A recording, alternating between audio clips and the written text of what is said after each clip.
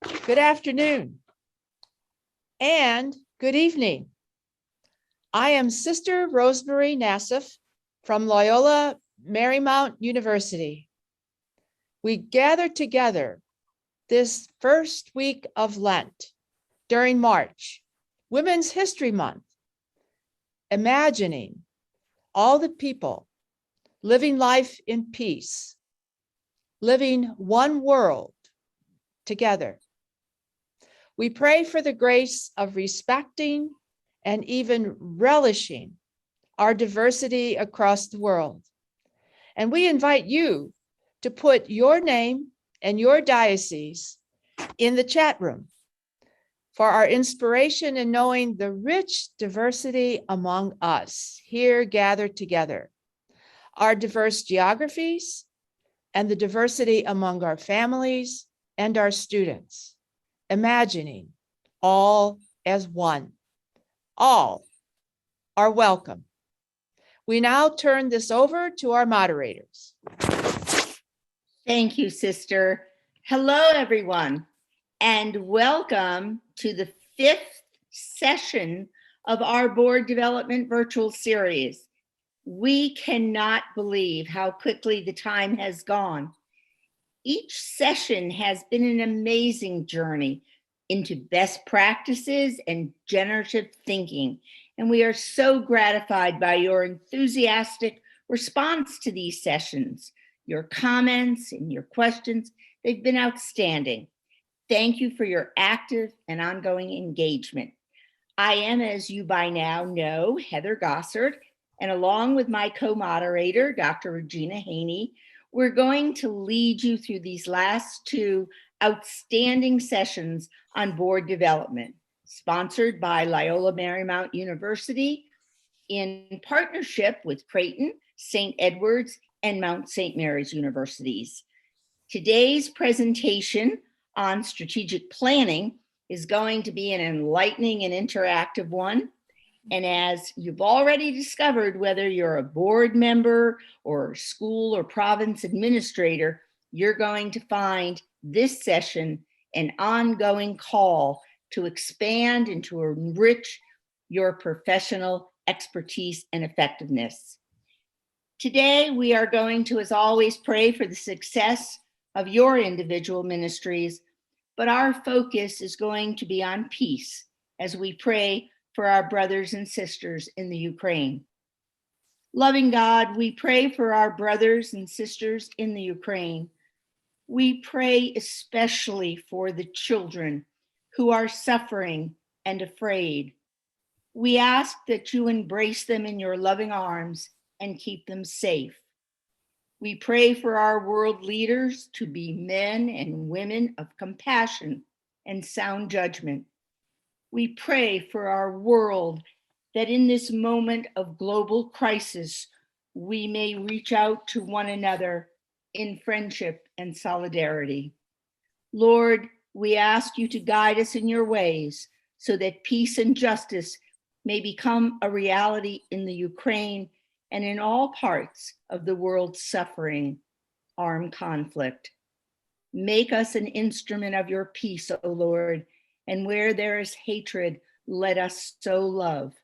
We ask this in your holy name. Amen.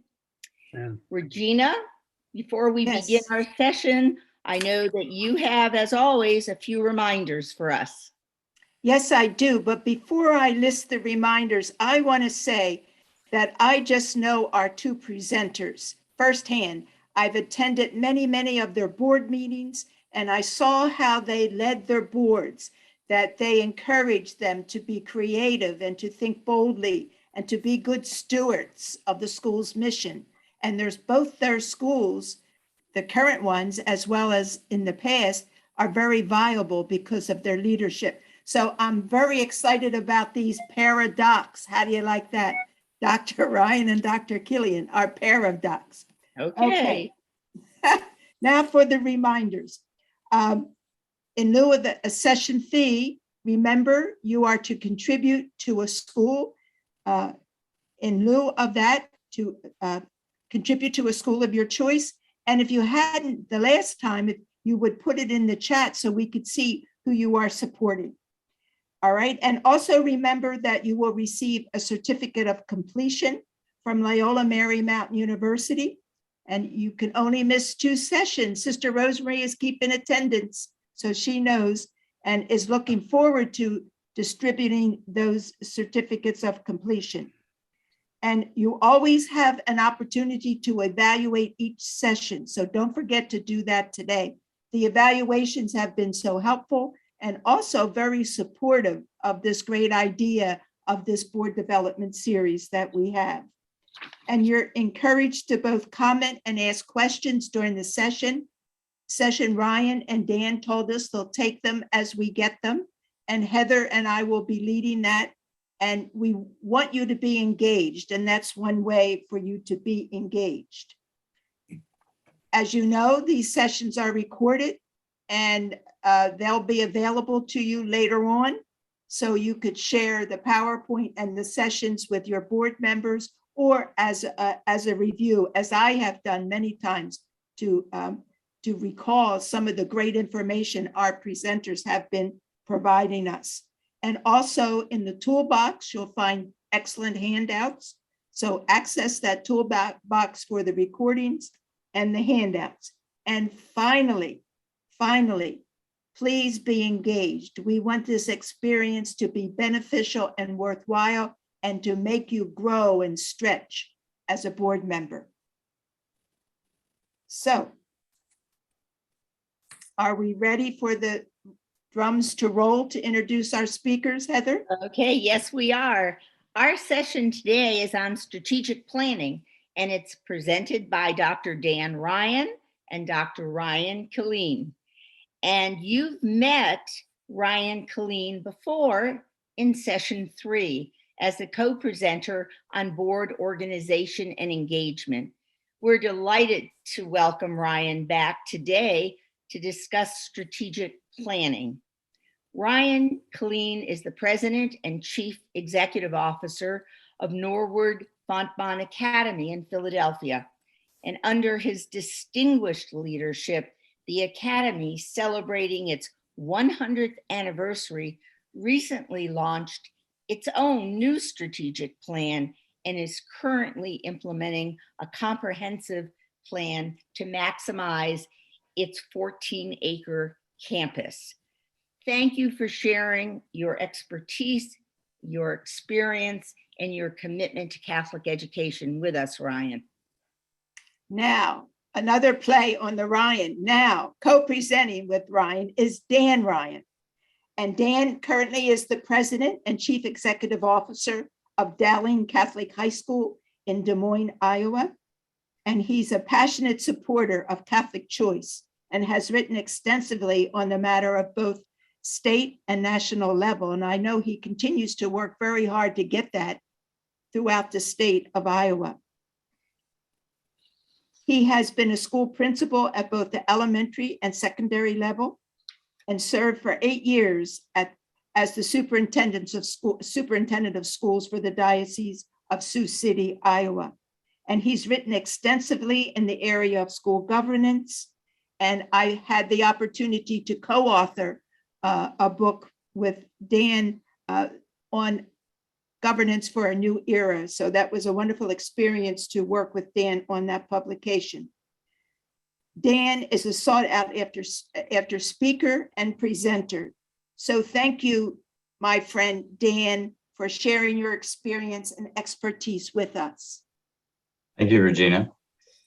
We're excited to be here with you today. And I think as we get started, Ryan's going to start us off with a quote and some introductions of our concept. Yes, thank you, Dan, and thank you for the lovely introduction to both of us from our team. We're thrilled to be here.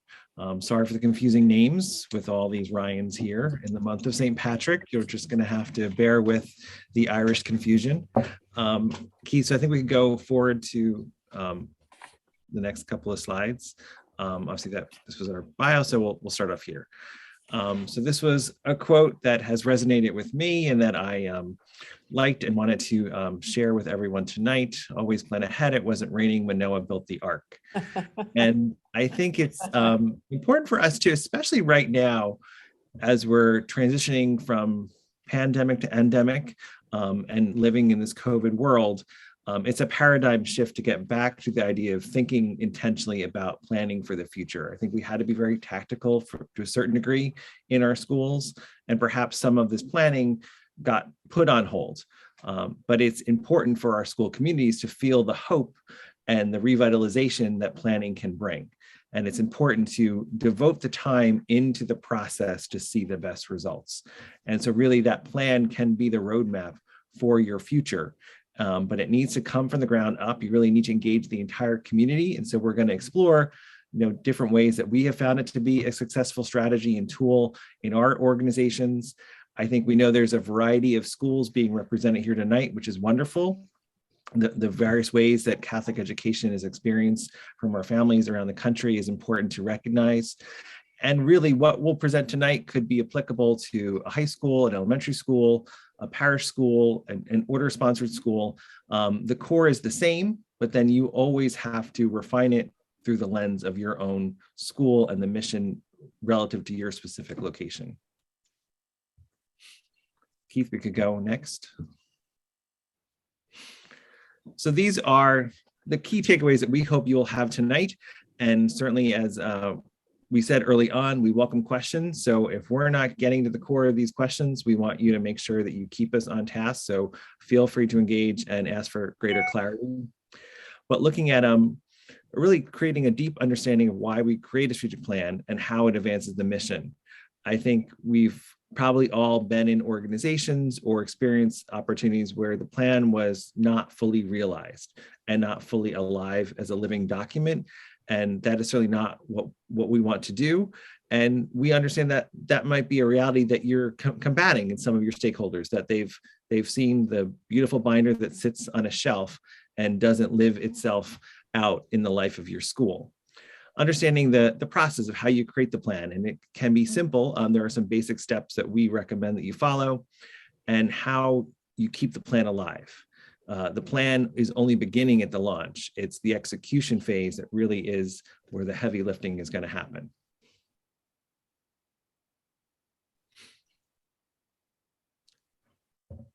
So we're going to start off here with not speaking directly about strategic planning, but some things that maybe you need to have an understanding of to really have a good context on how to do your strategic planning. So Ryan mentioned different sizes of schools, or we could talk about elementaries or those sorts of things, and the way I've done strategic planning at a school with 300 students, 9 through 12, is much different than when I do it here at Dowling Catholic, where we have 1,400. But there are common themes and common contexts that we want to have in place as we get ready. And one of those things, and this comes from the publication that Regina mentioned at the beginning, is a concept about stages of board development.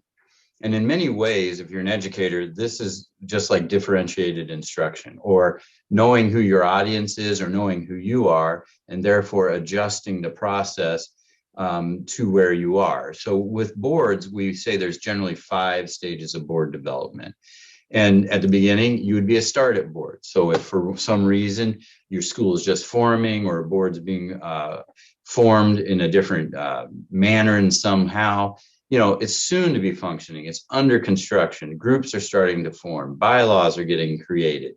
That's at the very beginning of a situation. And what you need there is very different than if you've been together for a long time. Novice, maybe newly formed. It's got a lot of potential for growth, waiting to unleash that potential, but probably a lot of uncertainty too. Exactly what steps do we take? How's the best way to run a meeting?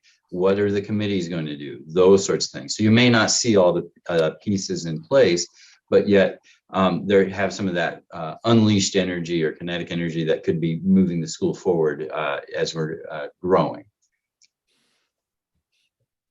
Next slide.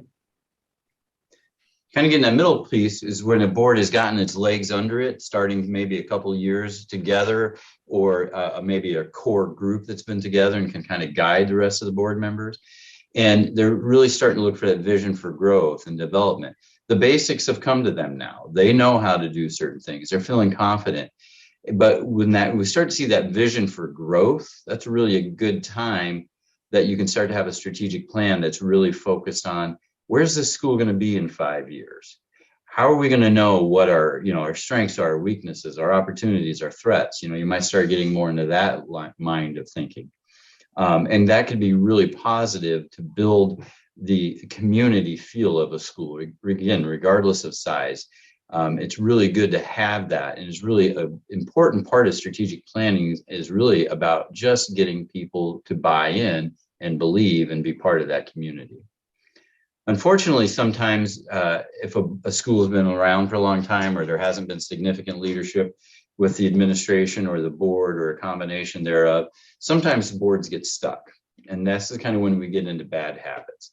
So, if we were joking around before we started presenting, the COVID-15. Well, maybe we got into some bad habits personally over COVID, or we weren't exercising or getting out and doing those things. That can be an example of. Well, boards can do that as well. There may be becoming tension between groups of board members. Committees may not be meeting. There may be tension between the administration or the principal and the board. And when we start to sense those sorts of things, you're probably working into that category of being stuck somewhere, somehow. A lot of times it's a lack of understanding of roles, who's going to do what when. Sometimes it's really around communication isn't just not happening in the way it should. But there can be a lot of causes. But if you're in that stuck situation, it's going to take a little different effort or extra effort to get out of it. And it would be hard sometimes to go into a strategic plan if you were in that stuck role. You may want to work that out before you jump in to have a really successful strategic plan. Next slide.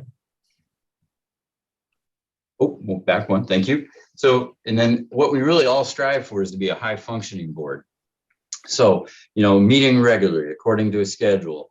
There's collaboration between the school's leadership. By that we mean the board, the board chair, the president, the principal, whatever that may be, and that are really working together. They're contacting each other regularly. They're following up on detail. There's work happening on both sides of the fence. That's always very helpful to administrators to know they can count on the board members to get some things done as well. But you have an agenda for your template, or an agenda template. You very likely could have a strategic plan in place already and be, 2 or 3 years into that. And the board is functioning at a macro level for the most part. And why I say that is sometimes it's easy to see the micro things, what's the lunch program doing, or the uniform, or something around, the playground. If those are the sorts of things that the board's regularly engaging in, maybe we're not really talking about what's our enrollment going to be in 5 years? What's our business model? How are we going to grow our foundation? Those would be macro level sorts of things that would really help the school be strong 5, 10, 15 years and empower that administration and the school's faculty and staff to really make that come alive.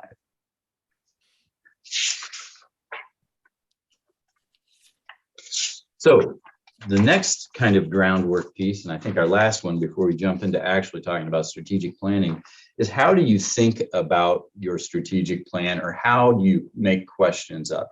You heard Heather reference generative questions, and I think you've seen them in some of the other presentations. And we really put this in here on purpose. And the reason being, if we just do very simple linear thinking, many times we're not really hitting the various levels of higher level thinking skills, or we're not really working into what could be outstanding board performance, outstanding administration, or an outstanding school. You have to think, that old term, think outside the box.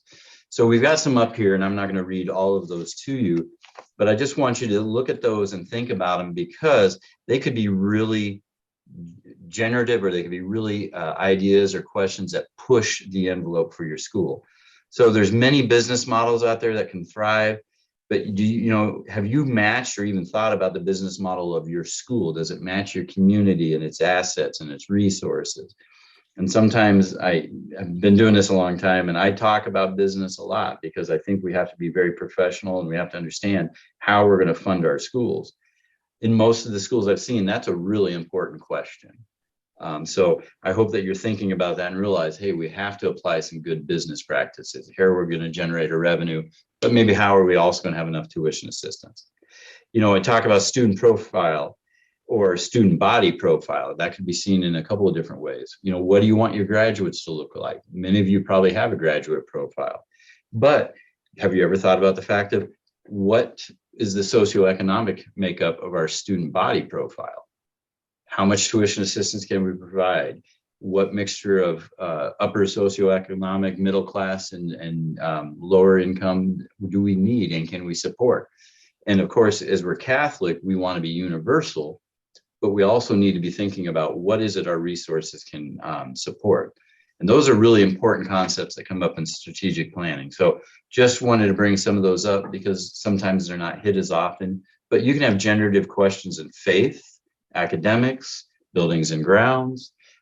There's lots of ways to do that. It's just we are encouraging you to really stretch the platform, do a little research on generative questions, and then see how you would move them forward in your situation. Next slide. Thanks, Dan. So I love this quote from Pablo Picasso, and I will share it. I'm an artist myself. I'm a painter. I was an art teacher originally. Usually surprises folks because that's not the typical path into leadership, but it was mine. And I certainly think I've leaned in on that creative nature in my work. And when I think as a painter, there's always the multiple layers that go into forming the final masterpiece. There's the sketching and there's the underpainting and the layer upon layer. And then discoveries come up, throughout that process, but is not just we throw up the canvas and we start from there. So the importance of the planning process and engaging in the process really cannot be underscored enough. Keith, next slide. All right. So this is really our first slide on strategic planning. And I'll start talking about goals in a minute. And Ryan, if you want to throw in anything before I do that, I'll give you a little time. But this is really, you've probably seen very similar graphs. This is just a continuing improvement cycle. I can literally apply this to my finance department, my enrollment management team, at the high school, academics, obviously faith even. So it's really something that most people can really latch on to and understand and see and understand why it's a good approach to have. So Ryan, did you have anything you wanted to say at the beginning?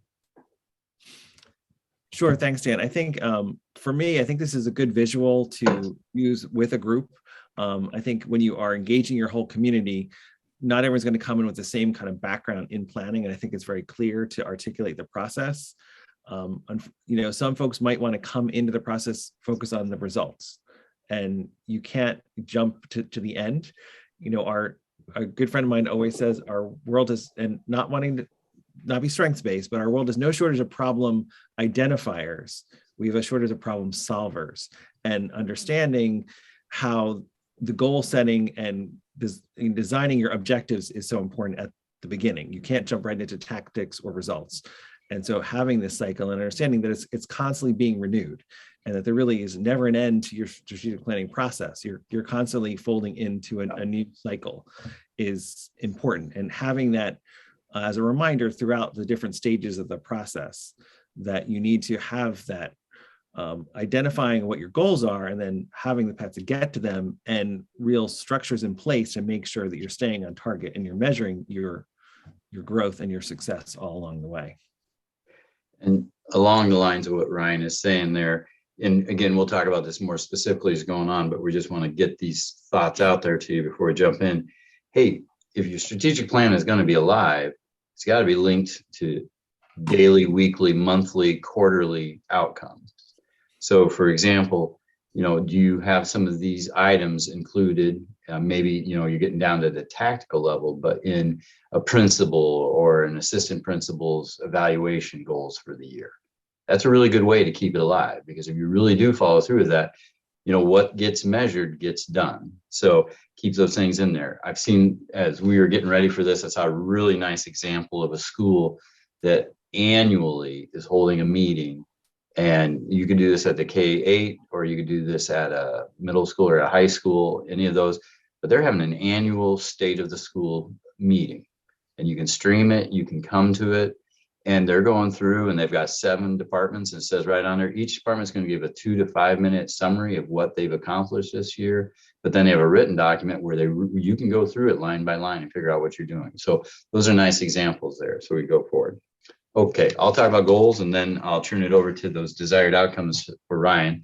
So we're saying, there's a lot of things to figure out, but at the beginning, you need to have some idea of where you want to go. Not that you have made your absolute mind up that it's going to be X, Y, and Z, but you probably will quickly, your principal, your board members, your parents, your teachers, really, if they sit down and talk and go through faith, academics, buildings and grounds, finance, our enrollment, those big categories, they probably have a pretty good idea, 70, 80% of idea of where are our major strengths and weaknesses. And generally, of course, your goals are going to be, hey, we need to work on those weaknesses, or how can we even capitalize more on these strengths to make them the unique that no other school has. So I think it's important to do that, to even brainstorm some of those things up front that people can be aware of them, but don't make that be the final predictor. Because as we're starting, one of the things we'll be talking a lot about is data. What things are we bringing up? What did the data actually say? Right now, I'm in the middle of creating a strategic plan for Dowling Catholic High School. And we have said for 3 to 4 years, we've always talked about participation. And we always thought we have a high level, we have about 28% minority population, about the same on low socioeconomic. And we want 100% participation in something, athletics, clubs, etc. We always thought transportation was a problem. When we actually sat down and surveyed and interviewed about 100 students, only 1 brought that up. So that's where you got to be careful about those presumptions sometimes. So it's good to use the common knowledge, but it's also good to be careful in what you're going to do. But where do you want to go? What do you want to be? What's that vision? And then starting to look at data to get you there. Ryan? Sure, thanks, Dan. And I think just to piggyback off of that, it is a risk or a challenge to be mindful not to jump to the conclusion. And I think it can happen to us, especially I know most of us on the call tonight are either school leaders or board members. And you might feel like you have a good sense of these are the main issues that we need to tackle. And you might be right, or some of them you might be on target. But unless you engage your full community and get the full context of the issue, you might be solving for the wrong problem or solving it in the wrong way if you don't go through a real intentional process of gathering your data, engaging your community, and refining those strategies and designing them so that they can be measured, so that you have a way to track them. You might be forming a lot of new committees to support these goals. You'll probably also be transitioning existing committees or realigning their work to work with the plan. You don't want to start from scratch. You don't want to have multiple committees, but then making sure that you've made a process and a tool that is going to be manageable is also important. You don't want to have all your work be in managing the plan, but you want the plan to be able to really direct your focus in reaching those goals. And I think as we go through some of the layers of how you're going to do this process, that'll become more clear. Right. So as we move on into strategies, measures, and targets, so you've looked at some of this data. That could be survey data, it could be demographic data on socioeconomics, it could be future enrollment trends, present enrollment trends, salary comparisons, all of those sorts of things. And we'll give you some hints as we get into the phases about that. But you're going to end up selecting some strategies that you've either researched, you found other schools do, you've agreed from a faculty and staff point of view, these should be effective to increase enrollment, increase a particular assessment score, increase faith involvement, and that you're going to put these strategies into place. Now, strategies in my mind are pretty broad still, that it could encompass several different things. And we'll show you some examples at the end if we have time and kind of point those things out. and sometimes it get down to the really tactical. Sometimes people really want to jump to the tactical instead of a broad strategy. So, a broad strategy might be that Dowling Catholic High School is going to work to increase the low socioeconomic number of students in our school by 20%. Well, that's pretty broad, but sometimes people want to get down to the really nitty gritty of saying, hey, we want to go to St. Joe's School and make sure we get 80% of those students to come over to Dowling Catholic High School. Both are good, but you don't want to get so mired down into the minor things that you don't forget to get to kind of those mid-level goals in there. Now, after that, you're gonna get those measures and targets. So that's one of the things that we're talking about right now.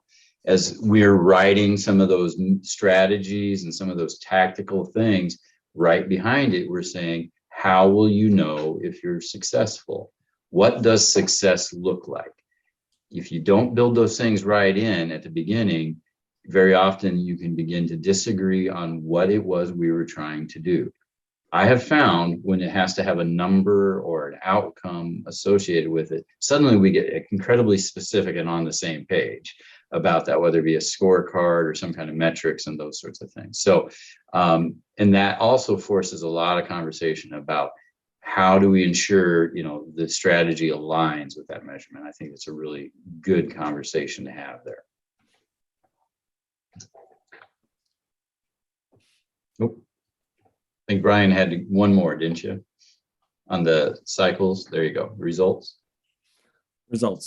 And so then if you look into the results, it's really important that you're keeping this out in front of your community all the time, that you're celebrating those successes and you're reflecting upon them and not getting discouraged if one doesn't, if you're having a struggle reaching your goal in a particular area or it's taking longer than you would have thought, but also that you're tying everything back to the plan so that the community sees the intentionality and the connection between what you set out as community to be your goals and how you're achieving them and celebrating those wins so that everyone in your community should be able to articulate the main goal areas and be able to make a connection in your weekly newsletter or your biannual magazine to what you've done in the plan so that you're getting that kind of buy-in and you're seeing that success. It's also something you have to be ready to pivot if you need to. You may be in the midst of a planning cycle and implementation and realize that there's something else that you didn't see in the beginning that you have to be able to respond to, or something becomes a greater priority or a greater focus because of other variables. So you're tracking the results and going back to the plan and tying them back to the strategies that you set as a community all the time. And just to jump on with what he's saying there, and we can move to the next slide after that. A lot of times I say to my board, and I say this very specifically to them, is we're going to really help define what we will do, and that also kind of defines what we're not going to do. And I say that to my staff as well, because I am very frequently approached about hiring additional employees. And if it's not in that plan, it doesn't have much of a chance. And therefore, we will put our best or our biggest objectives into that plan. But I also am approached very often by parents and sometimes employees. And what about this project? We have come to realize we have limited bandwidth. And if we're going to be really good at something, we need to know what that is and why we're doing it and keep focused on that. And I think a lot of businesses have found that as well. So it just kind of gives us license to say, that is a very good idea. It is something we can keep on the long-term issues list, but it's not for now because it doesn't mesh with what we've laid out in our 5 or 7 categories. So, all right, I think we're ready for the next slide. Okay, so I think I'm speaking about the first couple here. So we've kind of divided, as Ryan had said earlier, the whole planning process into 3 phases. And, this is the timeline sorts of situation. So in our experiences, what we found is if you can kind of get these things done, at the very beginning of the planning process, or sometimes even before the public realize it started, you have a greater chance of succeeding and being pretty concrete in expressing the expectations of committee members and so on and so forth. So up front, one of the things you really want to do is set the vision. And I can see this two ways. One, setting the vision just for the strategic planning process itself. So in other words, how long will this take? Why are we doing this? What will we be doing? And, in some situations I've seen, for example, simple job descriptions made for a strategic planning committee member. What will there's going to be 3 large group meetings, and there's going to be 4 committee meetings in between those as well, 2 in between each of the big meetings. What we're looking for, for example, enrollment management. One of the things we'd love to have is somebody who's got experience in giving out tuition assistance, so they can give us advice on the best way to use our tuition assistance dollars, those sorts of things. The other way is the whole plan is really kind of setting that vision for the next 5 years. So, you very well may do a SWOT at the beginning, those sorts of things. I've found in my experience, both at elementary and at high school, in doing very, very simple plans to pretty elaborate plans, that engaging the board is essential. Whether you have an advisory board, a limited jurisdiction, or if you're a board of trustees, whatever your authority level, I've never seen a board where it wasn't expected that they be kind of the vision keepers. Okay. And so I also have rarely ever found a board member who, when you said to them, let's create the vision for the next 5 years, they weren't interested or excited. So if you're an administrator on here, this is a great way to get your board members involved. If you have some that don't want to show up at a meeting, sometimes this is a really good way to get their passion area and get them involved there. Sometimes if you're having a difficulty between an administrator and a board member, a lot of times this is a really good way to build bridges and find out, hey, we both want to see this grow. We want to see our reading scores grow. We want to see more inclusion of a music or band program, all of those things. And it's also really important to take some time and look at your foundational documents. What is your current mission statement? Why? Do you have a vision statement? Okay. Do you have past plans? Do you have the history of your school? You know the historical charisms or focus areas. Are you a bilingual? We have a K-8 bilingual education school here in Des Moines. That's very different than a school that's focused on STEM. They're both great, but that means something, those are really important parts. You cannot change just because you're going to do another strategic plan. You've put so much into that. At Dowling, we try and talk about leaders for life centered on Christ. So we are talking about, how is every kid getting leadership training? Where are they going to be a leader? Because there's lots of ways to be leaders. So take that time, look at those things. These things may be happening if you start your public planning process in August. You may be doing these things in March. It might really reduce the tension and weight of the load if you start in the prior year getting some of those foundational things together. Ryan? Great, thank you, Dan. And so then next, consideration is selecting what protocol you're going to use. So are you going to use an existing system? And in particular, are you going to decide to go with a firm or a consultant on the planning process? And there's a lot to weigh in that regard, and every school is going to be unique as far as how they feel about that kind of an investment. And it can be a significant investment in working with an outside consultant. You have to really analyze your return on investment. What you think is going to be the best use of your school resources. And it's not always as intuitive as you may think. Even a small school that may have a more limited budget might make the determination that our resources and our bandwidth require outside expertise to support this plan. If you have a small administrative team, you're running a school and you have to be able to do that on a day-to-day tactical basis while you're still trying to lead this vision. So that might really make more sense. There's also the consideration of, will this give the process more credibility?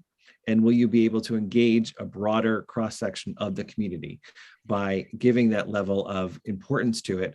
And the idea that this is truly an open, transparent process, that every voice is going to be heard, that there's an ability for everyone, whatever their level of expertise or involvement in school, is part of the process. I've done it in both ways in different settings. I certainly have found it to be a rich experience as long as you have all the right people involved. I do think that if it makes sense in your community, that working with a firm can help support the process, especially if you have limited resources or expertise already built in. Determining the parameters. Now that will get refined throughout the process, but you want to start by saying, what are the key domains or areas that we're going to look at as a school to refine and fold up into our goals. So when we recently went through our planning process, we made the very intentional decision of not having a standalone domain of diversity, equity, inclusion, and justice as a separate. We decided that we wanted to build in looking through that lens into every domain. So in academics, in enrollment and marketing, in every part of the school to see how were we doing that well. And I think we learned a lot more, but then in the end, we were able to create a separate goal area in belonging and inclusion. So what's going to work well for your school might not be the same as every other school. You also want to be realistic. You cannot necessarily include everything in a plan. And so it's not that what's in the plan is the only work you're going to be doing, but it's maybe the transformational work or the growth area work that you want to focus on as a school. And Ryan, selecting. We Yes. have a question that I think might fit well in here. Someone from the chat room has asked if you would talk a little bit more about how the business plan fits into the strategic plan. Ryan, do you want that one? You got it? Sure, and certainly, Dan, you may have more to add as well. I think there needs to be a synergy in all your goal areas and how you're seeing how the different components of planning fit together. So the business plan can sometimes, from one perspective, focus too much on revenue streams and sort of the more dry business aspects of the school. But obviously those things are really important to supporting the growth of your school. So if you have a really exciting new dynamic, learning program. So if you're expanding into creating a new maker space on your campus and you're going to launch a new curricular program, hopefully there's a reason why that's being driven by a need in the market for enrollment and marketing. And hopefully you're tying in certain enrollment goals and certain funding strategies into making the other parts of the plan work. So I don't think they can be done in isolation. So you're going to probably, as you create your strategic plan, you might have a strategic enrollment plan to set, enrollment goals and retention goals. And then that will then tie into, well, if we reach this key benchmark, then we can move into this next phase. So I think they do all need to be very interconnected because at the end, all the innovation has to be funded. So how are you doing that? And is it maybe that, we need to engage our alumni because we're realizing that maybe our current families don't have the resources that our alumni families have. So we really need to engage them more deeply because we see that there's greater financial need in our facilities. I mean, often a strategic plan is going to then roll into an extensive campus plan and maybe a campaign. And so I think all the pieces are very much interconnected. Dan, would you want to add to that? Yeah, if you already have these things going, my apologies, but in my experience, a significant number of schools don't. But strategic plans, these are some concrete things that I would try and get in there into the business section of it. And I do say Ryan is right that everything has to be connected back there. In essence, the finance committee sometimes wants to say we're going to sit back and wait until see what everybody wants to buy, and then we got to pay for it. I don't think that's quite right. I think what I would really make sure, if you're not doing these things, you get them into the plan, because I think they're really healthy projects, like a 5-year budget projection on those things. If you're not doing a series of salary comparisons with some of the public schools or private schools around you, depending on the composition of if you're a rural area or if you're a larger city, I'm sure that can be different, but you need to know where you sit.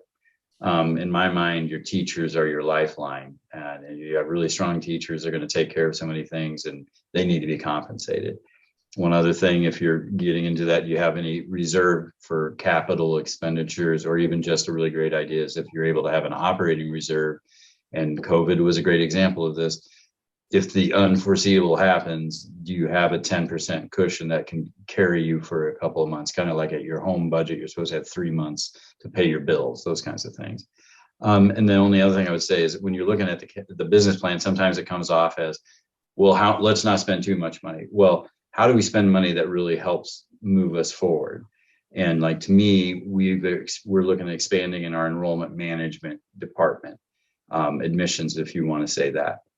Well, if those people are, if I'm spending $50,000, take that times your tuition, 5 students, that pays for the position. Well, maybe if you get 10, you're money ahead. So just think about those things would be my comments.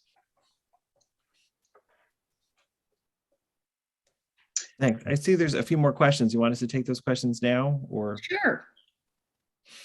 Well, I know, there was a question about the committee of the board, and should a committee of the board act as the steering committee of the plan, or should this be responsible for the full board? How much time should be given on a strategic plan at the monthly board meeting? I definitely think all the board members should be deeply engaged in the plan, in the various subcommittees that support the plan. But I think you also want to make sure you're not just engaging the board, but you're engaging the larger community. Now, for example, you may have a limit on how many current parents are on your board, or you may not have any current parents on your board. So this is an opportunity to really get them more deeply engaged and involved, and prepare them to eventually join the board. So I think you don't want it to, you want it to reside in the whole school.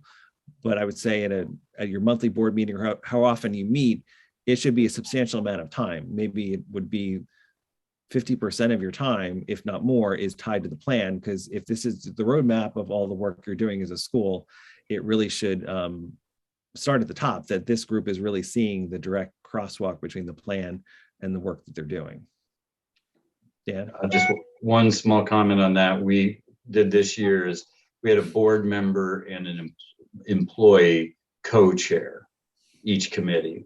And that way, they're really getting engaged, and they're able to bring in a lot of their constituents to get to them to join. And then they've been very active. But quite frankly, when it came down to it from the administrative side, when it's time to start writing those, I can call a meeting from 1 to 3 and get those people in the room, and we can do it together. And then we make sure we're making the progress. So there's a lot of benefit to that dual role if you can do it. Now, we're a larger school, so maybe it's not possible at a parochial, but just have to build it to match your situation.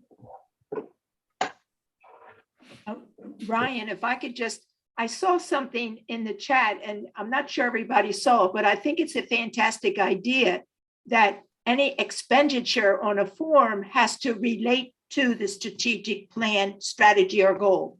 I thought that was a great way to implement. What do you think?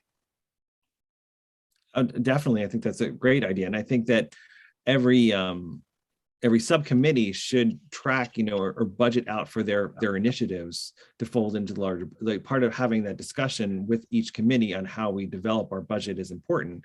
But then everything tied back both on an internal level and how you're tracking your finances and how you're reporting it out. That, like I said before, everyone in the community should see if you're launching a new program, oh, this ties back to our goal of being a more sustainable school. And so that's why we're investing in this new composting program. And there's initial investment, but it's going to be part of our new curriculum. So definitely, I think that's a great idea. All right. We're probably ready for the next slide, I think. So Ryan, I think you have this one, right? Yes. So we're going to have a brief breakout session. And so what we'd like for you to reflect upon during the time is, why is the review of the mission statement important? And how do you test your mission statement to see if it is still viable? So as we mentioned, a very, a critical first step is bringing the community together. And you might do this in phases. So you might do it with an internal group of the board or key leadership in the school, maybe your full faculty, maybe the parent association. But make sure, and not that we don't want to start from scratch, but is there a refining of your mission statement? And if you look to how you live as a school, how can you really test that mission statement to see, is this really who we are? And is this where we want to start? Because the foundation is the key to making the best plan that can be executed. So Keith, I think we'll divide up into small groups, and we'd ask you to reflect upon that for maybe 5 minutes or so. maybe ask for one person from each group to come back ready to put some thoughts in the chat when we come back. Okay, all rooms are open. Thank you, Keith.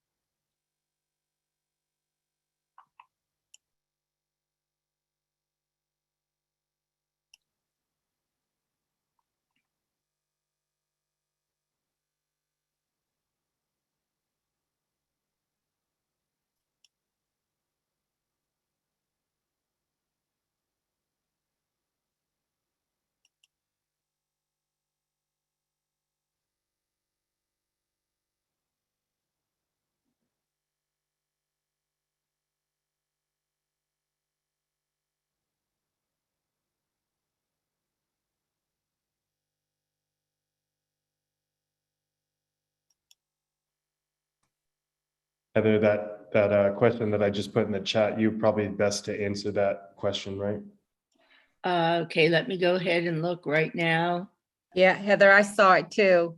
First thing popped into my head is Brother Bill Campbell's book, but there Right. might be some other template that you know. Okay. And that question is from Jennifer Miller. Okay. Absolutely.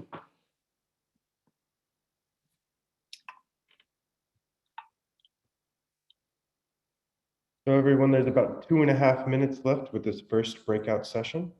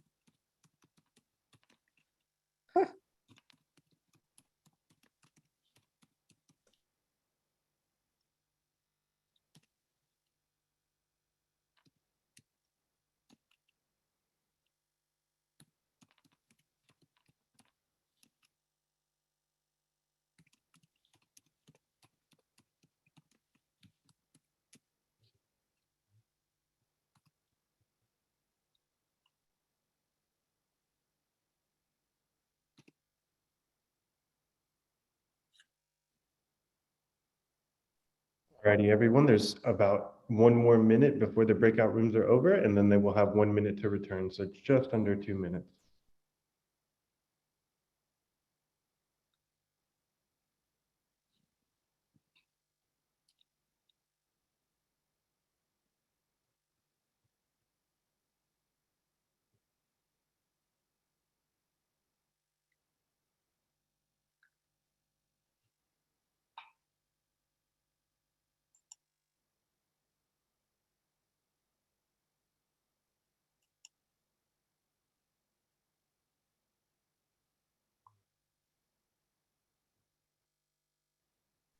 Alrighty, breakout rooms are closing in 10 seconds, and then everybody will have a 60-second cushion to return.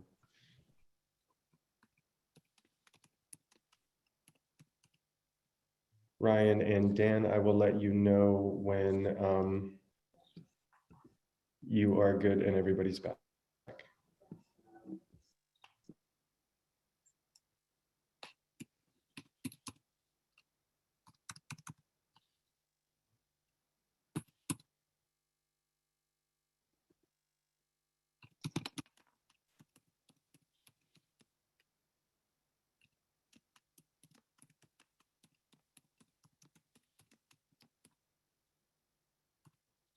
Okay. Just about 10 more seconds and we'll have everybody back in the room. Thank you.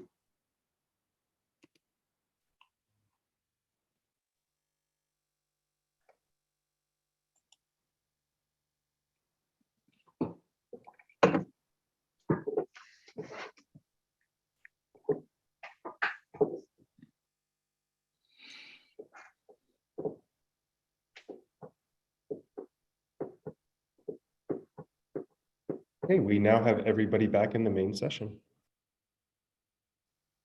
Okay. Ryan, are you there? Sorry, I'd gotten muted. Welcome back, everyone. Okay. I don't know if anyone wants to share any thoughts in the chat or any questions that came up before we move into phase 2.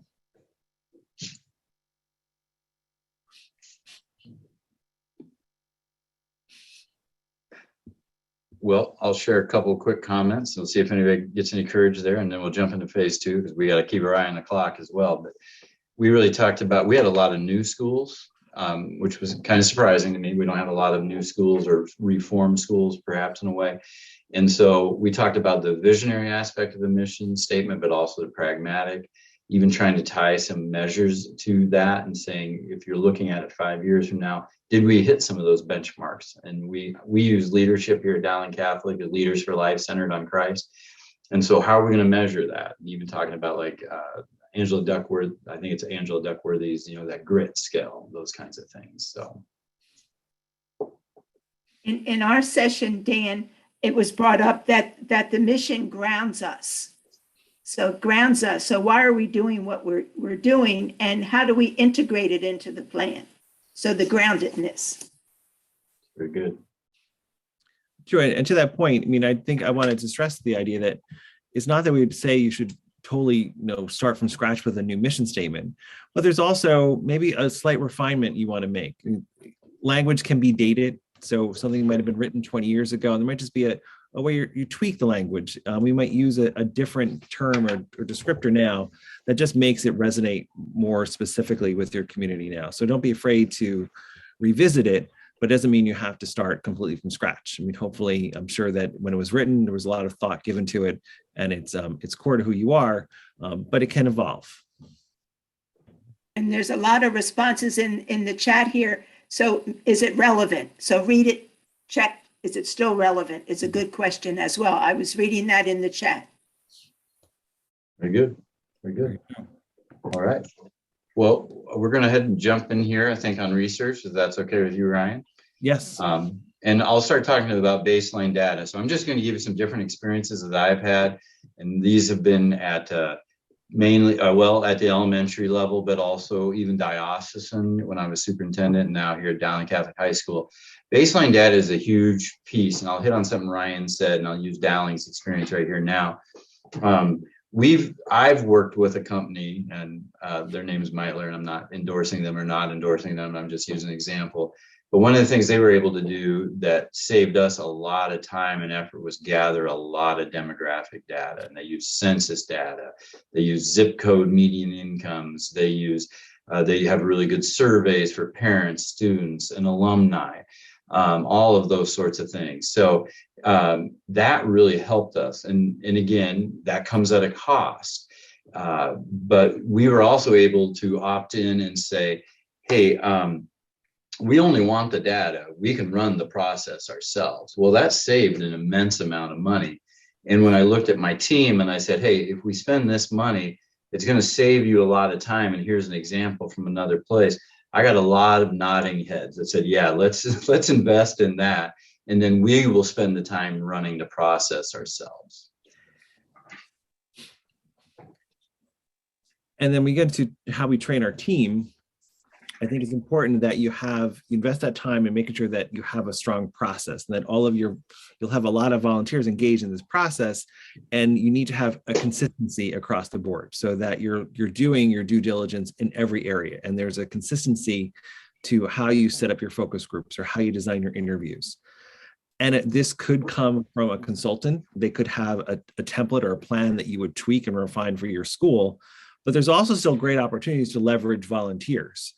And often you may only think first of those that have an educational background, but from a corporate model, you may have great resources within your community among the current parents or alumni that have experience in running focus groups or how to be a project manager, because you need to make sure that you have a real solid plan. And as I said, a consistent way that you're asking the right questions. You're asking questions that have measurable information, or you have a process in place to how you're going to track the information you gather.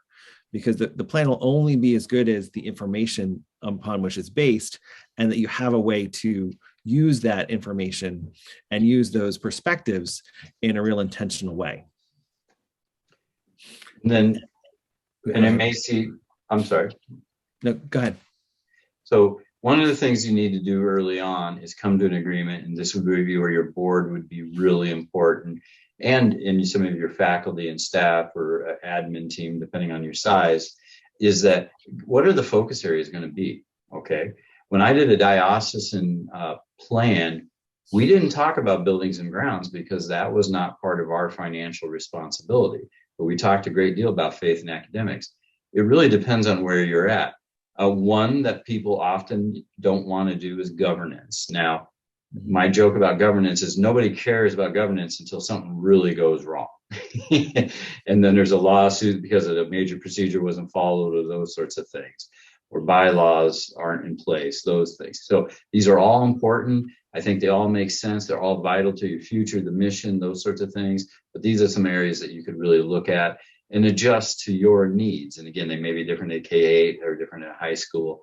You may have additional ones. You may, say, hey, we need an athletics and participation committee, a student life committee, but just adjust it to your needs. And then I think, yes, ma'am. We have a question that I think relates to this.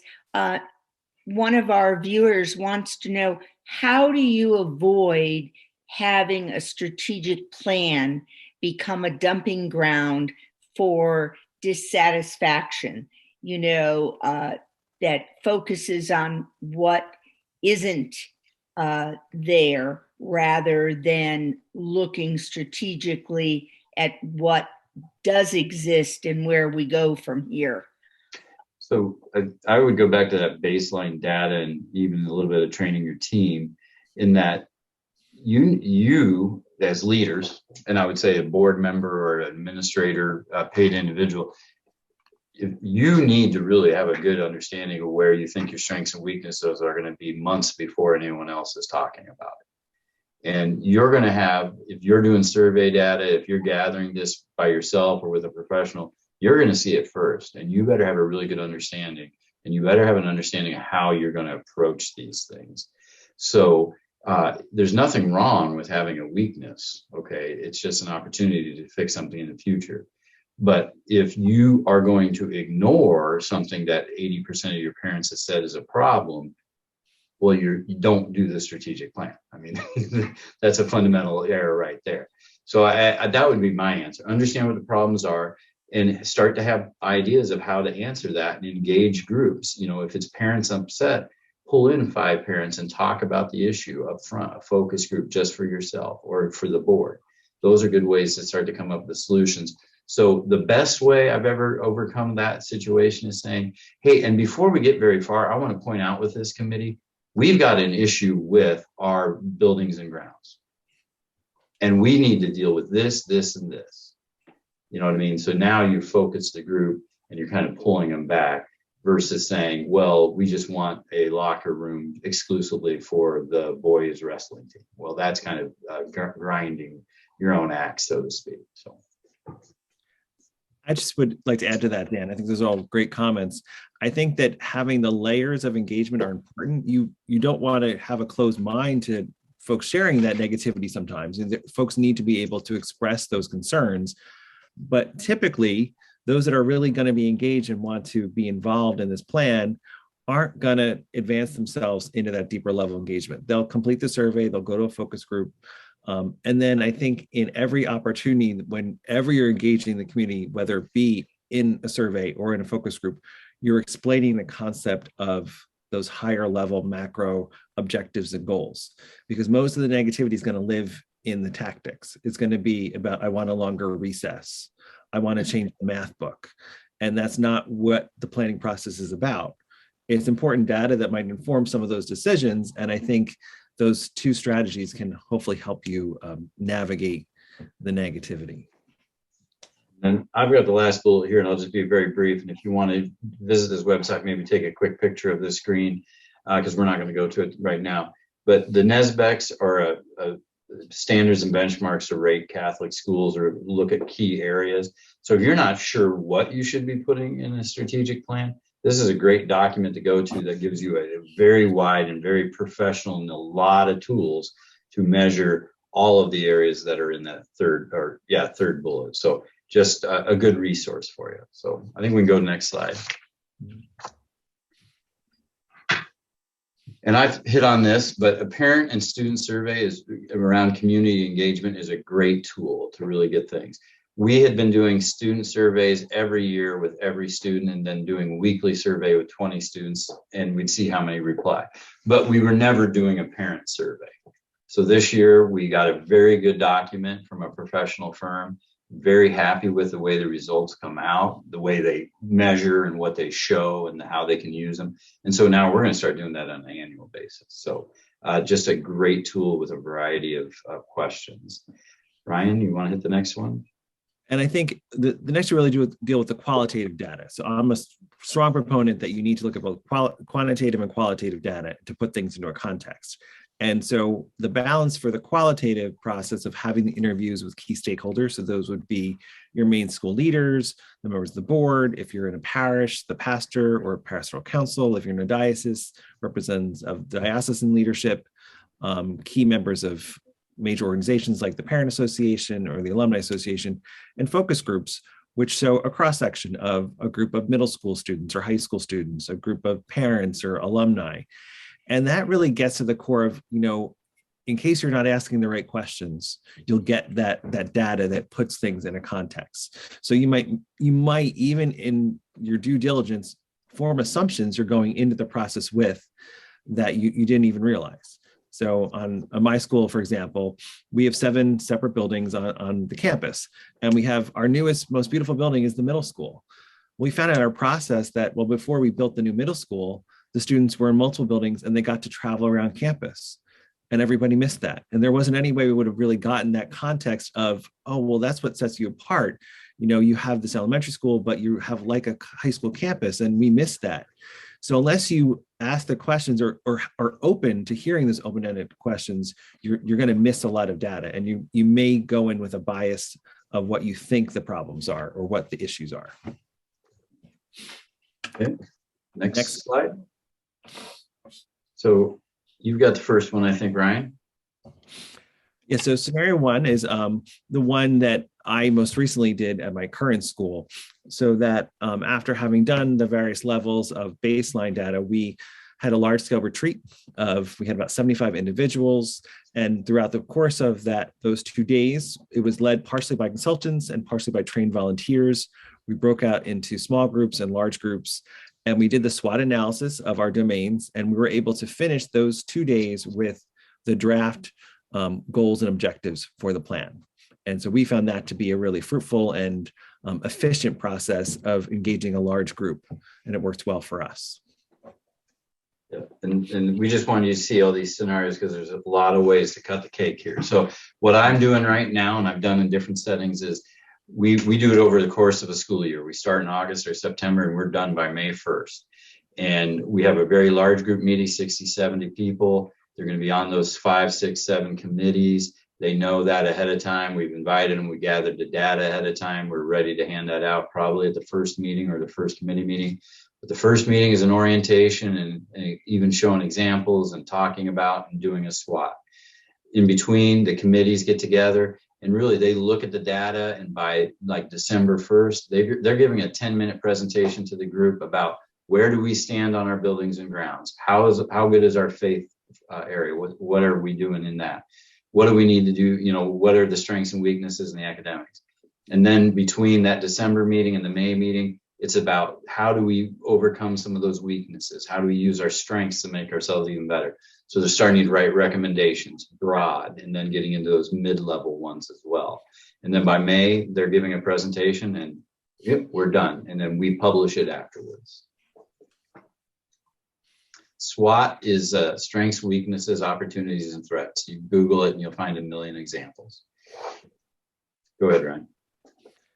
Then scenario 3 is sort of could be a hybrid of any of these. It's really where you go with what the recommendation or the process of that consultant is. So while they may have some control of the process or set up some of the parameters, there's still a lot of work for you to all do as a school, but then they can refine that for what you need. And then I'm sorry, were you doing scenario number 4, Dan, or want me to take it? I think you have 4. I'll just say on number 3, that consultant option is a lot of times, if this is your first time and you're very uncomfortable with this, if you can find somebody to do that. Regina Haney did that for me when she was at NCA, and look what happened. I'm still working with her 20 years later. So you got 4. And then depending on your circumstances, sometimes an entire diocese or archdiocese might have a set protocol or process that you follow. And it might be because certain areas are just the domain of the school versus the diocese, or same for if you're part of a religious congregation, there might be a set protocol that's used for all components of that congregation. And I think we were going to do a quick poll now, Keith, if we'd ask you to give your gut instinct of what you think from what you've heard so far might be the best option for your school community.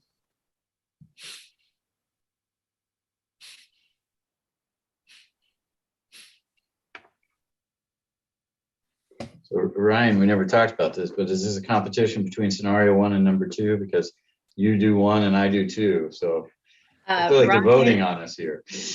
Ryan and Dan, you used the word SWOT. One of our listeners wants to know what SWOT is, what it stands for. Right. So strengths, weaknesses, opportunities, and threats. And that's a real standard business operation term just to really analyze where you are. Some people do it once a year. Some people do it once every 5 years. Get the whole group in there and let them brainstorm and share on that. And it starts to kind of bring out everything in a really dramatic fashion there. So. And so that would be a key part of any of these processes. And there's some great graphic organizers for how you would look at that or how you would, design that. Yeah. Google that. I guess when Dan made a competition, he got some more votes. There you go. I'm promising treats at the end of the presentation. There you go. And just to clarify, although, a lot of my model was intense in one weekend, there was about 6 to 9 months leading up to that of, gathering the research and focus groups. But, and various, combinations of these scenarios can certainly be used. Right. Go to the next slide, Keith. It's interesting to see how evenly divided they were, though, really overall. And again, the scenarios match. You need to pick the one that matches your situation the best and think it through. One thing I would say is if you're hiring a consultant, one thing I've learned, I think Ryan and I even discussed this, if you're ever hiring a consultant to be in the room, you want the person who's going to be in the room to be in your interview.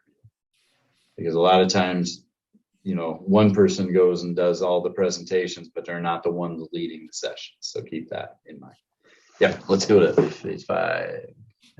So then refining the plan. So you're going to have a draft version of the plan that you refine by, workshopping that in committees. So one way to do that is, bring it back to the larger staff. So if you have an event like we did, we had a representative group of faculty and parents and alumni, and then you bring it back to those specific committees to get further feedback or reflection on how you refine. You might have the goals worked out, but we need to work on the objectives a bit more. Also, we had listening sessions with our open coffees where we would present them, ask for feedback. Are we on the mark here? Are there things that we've missed? Again, it's another touch point where you're making sure that everyone feels ownership of this plan, that they see themselves in the plan, they see their fingerprints on it for having been engaged in the process. And then once you've gone through this process and you have it approved in whatever fashion applies to your governance model. So maybe your board ratifies it, maybe the congregation or the diocese ratifies it, and then you really want to be prepared to roll it out with material.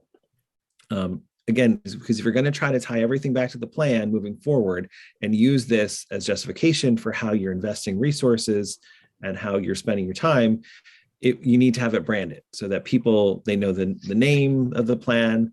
They can quickly make a connection between whatever they see in the newsletter on their website with what was written in the plan.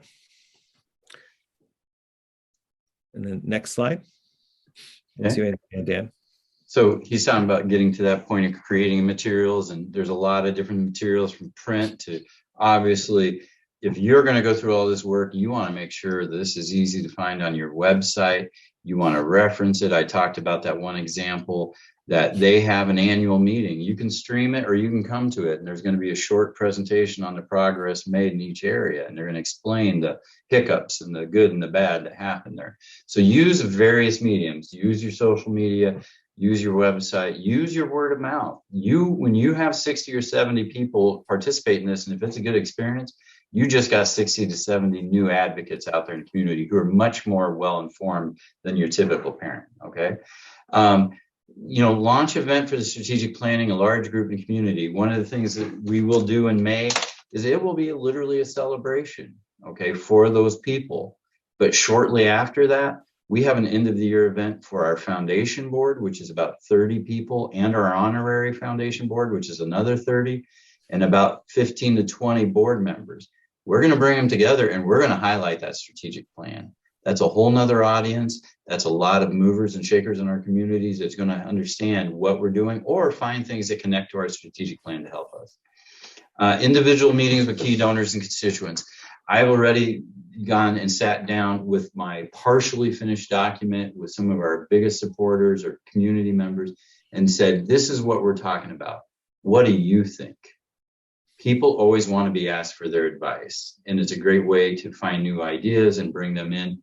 And it's just a good excuse to go out and talk to people. So that's good.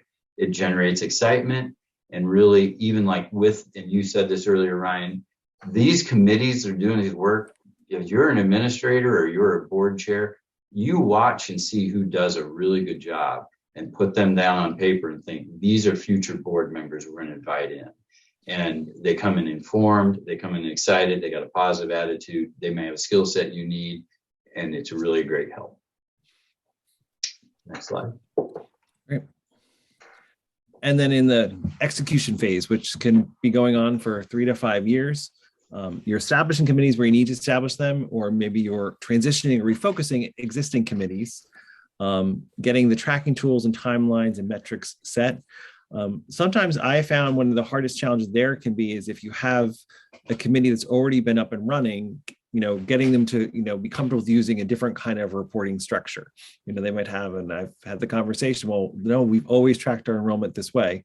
And that's great. You can keep doing that, but we also need you to do this, or figure out how you can do that, because you need a certain level of consistency and you need to have measurable goals. I mean, they may not all be quantitative, but you have to be able to show results and base your findings on data. You may often, this would be linked to a capital campaign if a lot of need is identified, or aspirational goals, and that should be, all of this should certainly be aspirational. It's a perfect time to fold it over or roll it into a capital campaign. And again, as we've said multiple times, just keeping the plan front and center, that everyone is seeing it and sees it as a living, viable, roadmap for your school. And I would say specifically for the high schools, and again, of medium size, which in my mind is 500 to 700 or larger, almost every time you want this to link into some kind of campaign, tuition assistance, buildings, academic programming, something along those lines. It's a great opportunity to do that. Somebody was asking about the launch being in the plan. No, that's kind of behind the scenes. That's your communication people doing that. You don't need everyone to see those details. So I think we're ready for the next slide. And so just another quick quote, and I think we've talked about this. Obviously, you know, tactics are important, but you have to begin with strategy, and the tactics will help you implement the strategy, but you know, you can't put the cart before the horse. Need both. And it's hard, and you got to get people to put their heads around that big picture and move down to the details, not the other way. And hopefully your communication of your successes along the way, you know, builds greater buy-in. That people see, oh, we don't have to jump to we're making progress. There is a connection here between the goals and what we're actually seeing. The experience of my child, because that's often, you know, who your main stakeholder that's going to be asking you about it will be the parents of your current children. They'll see the impact for your child's experience in the school. And some people think I'm joking when I say this. I always put in things we've just gotten done in the written plan so we can show immediate results. So don't, you know what, just do it. Trust me. Okay, so I think the next thing here is we want to start, we're nearing the end of our time. What's the most important takeaway for your school? You know, you can jot these down so you remember them. You can discuss them with somebody. We may have a little bit of time for people to even share, but we need this to be a pragmatic experience for you. So hopefully, like those scenarios were really good for you. But you know, what else is it? What is it about forming the committees? What is it about publishing this? What is it about gathering the data? What is it about keeping it alive? I mean, those are all important areas, don't you think, Ryan? Definitely, and it can be overwhelming. And I think that you need to, you know, so we would welcome any other thoughts or questions on how you want to approach this, or where you feel your school is right now is in the planning process. So I think with our time limit, we'll just talk a little bit about the resources, and then I think we have to go to the survey. Am I remembering right? You are down to, you have your last 7 minutes, so. Okay. And do we need any of that for the survey? 2 minutes for the survey. Okay, 2, so we have 5 minutes. So we may be able to show a couple of these, but the NSBEX is, again, what I talked about, there's national standards and benchmarks of effective Catholic elementary and something along those lines. But if you just Google that, it's at the National Catholic Education Association website. Again, I'm just repeating myself, but I think it's important. If you're not sure what great looks like in a Catholic school, if you're a parent and you've only experienced one Catholic school, this is a great place to go and find out written examples of what a governance group should be doing. It's a great place to go to find other sorts of things. So do those sorts of items. I think this is your strategic plan, isn't it, Ryan? No, it's one of my peer schools here in Okay. Philadelphia, Gwinnett Mercy Academy High School. And so I did share an example from Gwinnett Mercy and from my school, Nord-Fontbonne Academy. I think, you know, having a lot of collateral on your website and embedding it in, you know, having a landing page where people can go, you know, you need to understand that everyone's going to want information in different levels of digestion. So having, you know, small blurbs in your newsletter work for some, but then the ability to go in to take a deeper dive where there's videos and the more detailed components of the plan. You know, it was exactly 2 years ago this week that we launched our plan at Nord-Fontbonne Academy, and we're excited for the big launch and then all the wonderful gatherings we're going to have, and then the world shut down. And so then we had to figure out, well, how are we going to pivot and keep people engaged in the plan? And we did. And so then a lot of it then lived in video and on the website. Now we can get back in person a lot more often. But it was important that we had these resources teed up because it wasn't really going to be our focus in spring of 2020, but we were able to keep making great strides. And this is Nord-Fontbonne. We have then some different videos, and we've been doing updates throughout the year to tie them into the plan. So just some examples, but there's a lot out there. I may have to steal some of this now for Dowlings here as we get into the summer and those sorts of things. So I would just say, one thing I would give you as a practical piece of advice is if you're uncertain what this is going to be like, I have found that showing completed plans to employees or board members really just quantifies it for them so much quicker. And to be honest with you, if you look at some of the strategic plan, you can tell the same company wrote them for 5 different dioceses or 5 different schools because the enrollment management's the same and all those things. So you can steal from those as well. But do that, and then going back to keeping it alive, find ways to find checkpoints. It's a public presentation. It's going to be in the principal's review. The board, one of the things I did when I was superintendent, and I never imagined it would work this well, is I would make 4 or 5 school boards come together with their administrators, and they had to say to each other in smaller groups what they did. Holy smokes, that was the biggest accountability piece they'd ever run into. And then they started stealing each other's good ideas. That was really positive. So if depending on what level you're at, just that public having to talk about it really can do a great deal. So we had another example. So as part of our plan, we have our student vision statement, which is part of the academic area. And we've made a really big push on teaching the kids that vision statement. So we have student-led parent-teacher conferences in the spring. So all of our students had to use the vision, they had to speak to how they are succeeding in the classroom, but tie it back to the vision statement and tell mom and dad how I'm a self-directed learner because I can show that in my preparation for First Reconciliation, I explored this work. Not a great example, but that was something that really has made our community come alive in a different kind of a way. Well, I've got nothing to top that. Regina and Heather, anything for us? Yes, we are. And certainly we want to thank you both. We have one final question, and that is someone wants to know, in your experience, have you found that schools are willing to share their strategic plans? Oh, yeah. They're all, I should say, it's like today I put in Catholic Schools Strategic Plan St. Louis. Yep. Found 4 or 5. I mean, and when I was superintendent, the other dioceses would mail them to me. So these are the Catholic schools I've ever run into will share everything. So yeah, don't be worried about that. Just ask. A little insider secret, behind the scenes, the school leaders like to brag. And so everyone is excited to show off what they've done and what they've worked really hard on. So people will, and when we did our planning process, we were lucky. Another example we showed Gwen at Mercy Academy. They gave us their tracking tools as an example. They shared everything. And it's really easy to share those documents now because it's so, agile and making it available in a shared drive. So I think you'll find people are more than willing to share.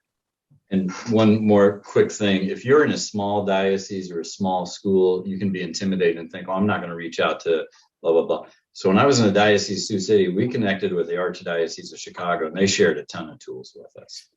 And you wouldn't normally think that's the case, but I've rarely found in my interactions with schools that if they're a bigger city or rural that they won't share.